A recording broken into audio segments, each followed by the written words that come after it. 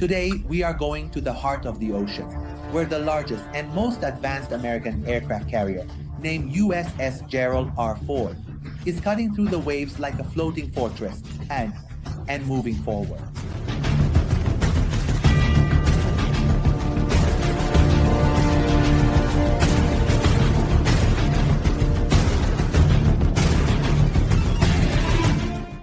A complete city on water with 5,000 crew members and the most advanced fighter jets, along with laser weapons that seem to have come straight out of science fiction movies, and nuclear reactors that operate continuously for 40 years. This ship is not just a warship. It's a symbol of power, a mobile air base, and an engineering masterpiece that has cost over $13 billion. Greetings to you. I am Elias Farrow. This is Persian Trend, and in this video, I want to unfold the story of Gerald Ford for you. From the story of its birth to its futuristic technologies, from the life of the crew on this ship to its impact on global and regional equations. As you know, this ship is currently in our region to exert pressure on the Houthis in Yemen and the Islamic Republic. So its story can be intriguing for us.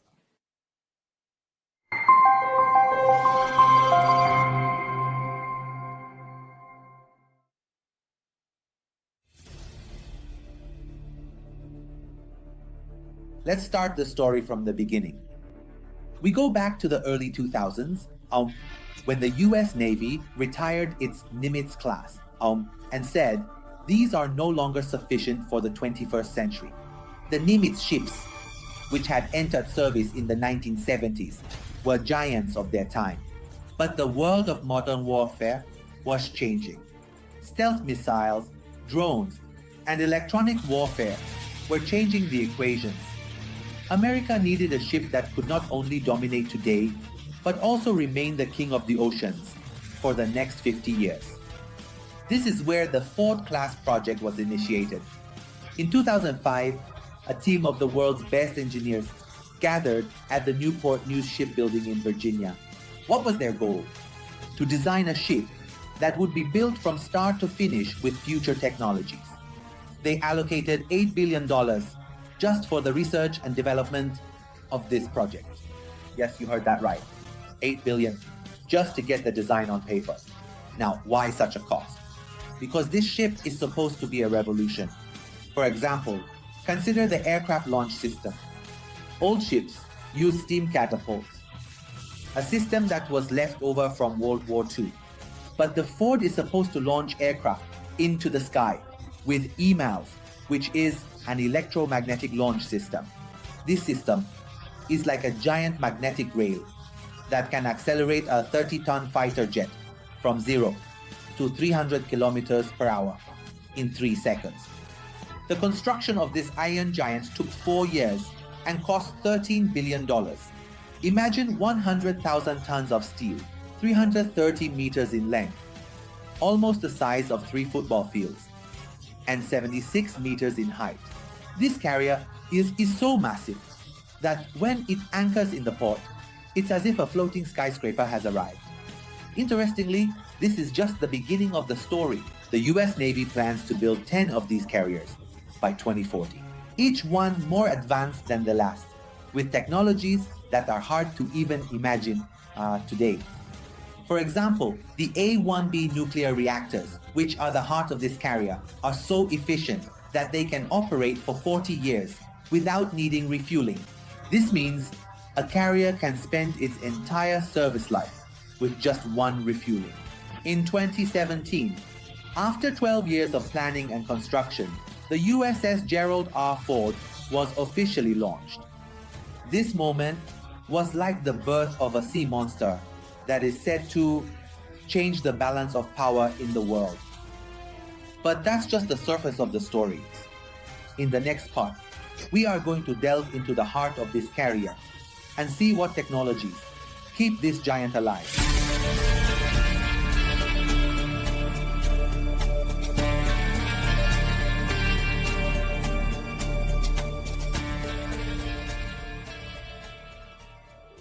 Now that we've heard the story of Ford's birth, let's take a tour inside this floating city.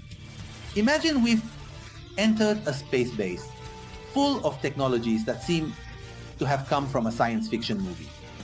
The first station is the engine room. Here, 2 nuclear reactors are awake, beating like the heart of the ship. These reactors are so powerful that they can supply electricity to a city of 100,000 people. Each reactor produces approximately 700 megawatts of energy. That's 25%, more than the reactors of Nimitz-class carriers. The more important point is that these reactors are designed to occupy less space. This means more space is available for other equipment.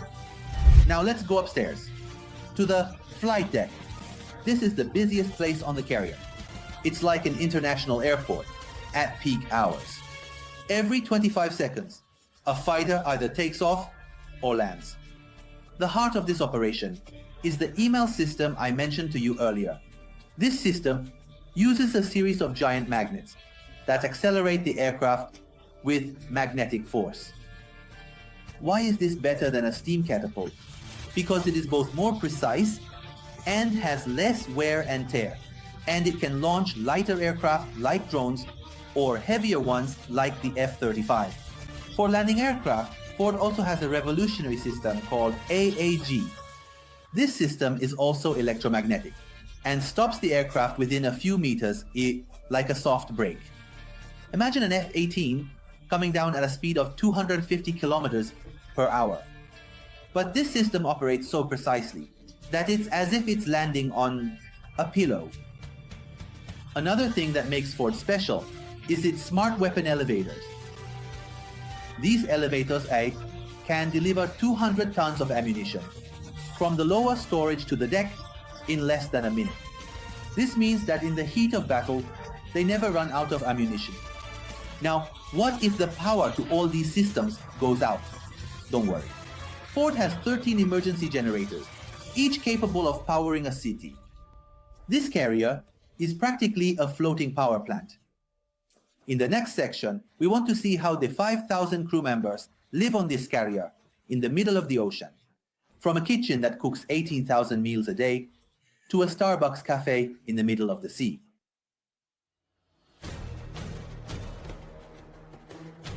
Imagine being in the middle of the ocean for months without any land around you. What do you think life is like? It's boring, monotonous. Now let's take a look at life on the USS Gerald R. Ford, a place that feels like a small city with all amenities floating in the water. The first thing that catches your attention is the kitchen of this ship. 18,000 meals a day. Can you believe that over 100 professional chefs are working around the clock to prepare this amount of food? The variety of the menu is mind-blowing. From classic American burgers and pizzas to Japanese sushi and Middle Eastern dishes. Even if you're a vegetarian or have an allergy, the chefs will prepare special meals for you. What's more interesting is that these meals are always fresh. The ship periodically receives fresh supplies like vegetables and fruits from support vessels. This operation, known as replenishment at sea, is a masterpiece in itself. Imagine 2 giant ships moving side by side in the ocean, connected by cables and hoses, transferring fuel, food, and ammunition in a complex operation. If the waves are high or the weather is bad, this task is like walking on a tightrope. Now let's move on to the recreational areas. Tired from working shifts? A fully equipped cinema awaits you, showing new movies every night. In the mood for a book?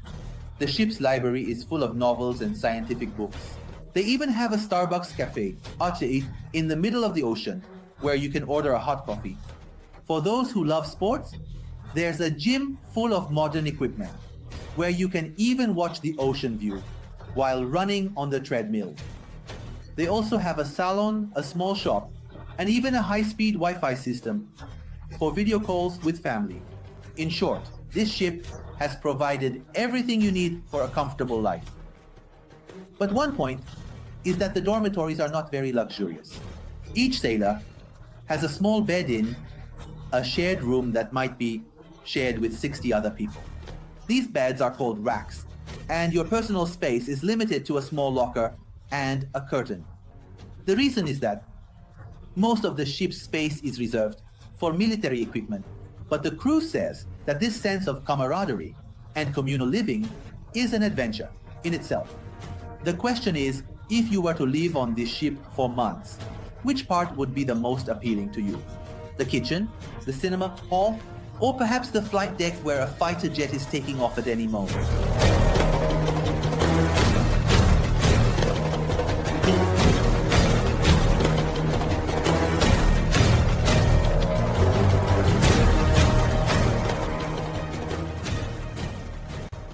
So far, we've only talked about the grandeur and capabilities of the Ford, but it's time to get to what really makes this ship terrifying: its firepower. This ship is not just a floating base, it's a mobile arsenal that seems to have come from the future. The first thing you need to know is the ship's laser weapons. Yes, you heard that right. The Ford is equipped with a laser system like HELIOS, which can destroy enemy missiles and boats in a fraction of a second with beams of light. These lasers operate at a power of 150 kilowatts and are so precise that they can burn a flying missile like an insect. Now, these advanced weapons need a pair of strong eyes. This is where the CY6 phased array radars come into play.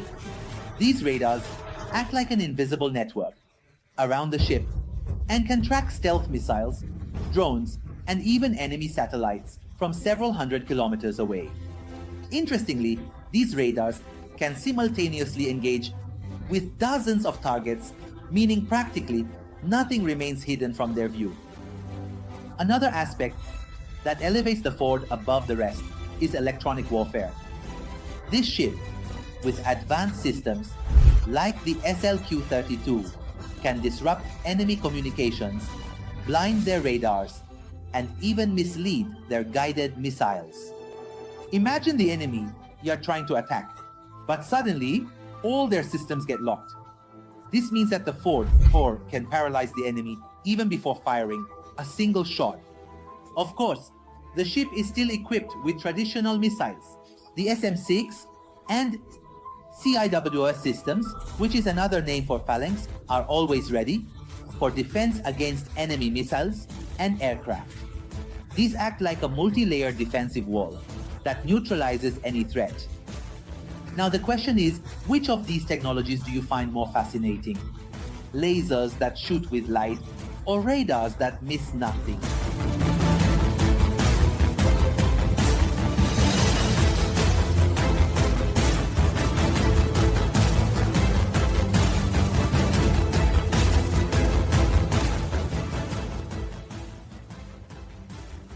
The USS Gerald R is not just a ship, the first member of a new generation of aircraft carriers that are set to be the kings of the seas for decades. The US Navy plans to add 10 of these carriers to its fleet by 2040. Let's take a look at some of these upcoming carriers. The USS John F. Kennedy. This carrier, named in honor of the famous American president, is set to enter service in 2025. This carrier is even slightly more advanced than the Ford, as it incorporates the initial experiences from the Ford in its construction. The USS Enterprise is the 9th ship in American history to bear this prestigious name. This carrier is scheduled for 2028, and interestingly, steel from the old Enterprise was used in its construction. It's like a kind of tribute to history. The USS Doris Miller. This one is named in honor of a World War II hero, a Navy cook whose bravery during the Pearl Harbor operation amazed everyone. This carrier is set to be ready by 2032. These carriers are not just for displaying power. The US Navy wants to send a clear message to the world with these. We are unrivaled at sea. By 2040, out of the 11 US aircraft carriers, 10 will be of the Ford class. This means a massive leap in naval power. But one question, what change will these carriers bring to the future of warfare? For example, the Ford is designed to launch combat drones like the MQ-25. These drones can perform aerial refueling or even execute reconnaissance and offensive missions in the best possible way. With Ford's cyber warfare systems, they can hack enemy networks. These show that future wars are no longer limited to missiles and airplanes. Now let's zoom out a bit and look at the role of this carrier in the world. Why has the United States built such an expensive giant? The answer is simple: display of power and deterrence. Ford-class carriers are like floating air bases that can be deployed anywhere in the world, from the Persian Gulf to the South China Sea, showing everyone that the United States is ready at any moment. For example, in 2023, when the Ford was deployed in the Mediterranean, many said it was a message to America's rivals, like Russia or China. This carrier, with 70 fighters and its advanced weapons, can execute a full military operation in the blink of an eye. But a big question: are these carriers truly invulnerable? Many say that in the era of hypersonic and anti-ship missiles, aircraft carriers have become vulnerable. However, the Ford, with its advanced defensive layers, from lasers to interceptor missiles, is designed in such a way that penetrating it is practically like passing through an iron wall. For example, the SM-6 system can destroy ballistic missiles at a distance of 240 kilometers, and the CIWS acts like a laser machine gun, shredding anything that comes close. There's another question here as well. Do these carriers guarantee peace, or do they increase tension? On one hand, they help the United States support its allies and act as a deterrent force during crises. On the other hand, the presence of these giants in sensitive areas, like the Persian Gulf, can provoke reactions from rivals. For example, Iranians are highly sensitive to American carriers, and whenever these carriers enter the Persian Gulf or the Middle East region, the level of tensions rises. Considering all the explanations you've heard in this video and the images you've seen, do you still think that American aircraft carriers are moving targets and can be easily fought against and destroyed? Do you think the missiles of the Islamic Revolutionary Guard Corps can destroy them and make this happen for the first time in the world? I read all your comments and respond to them as much as possible. Until the next videos, goodbye.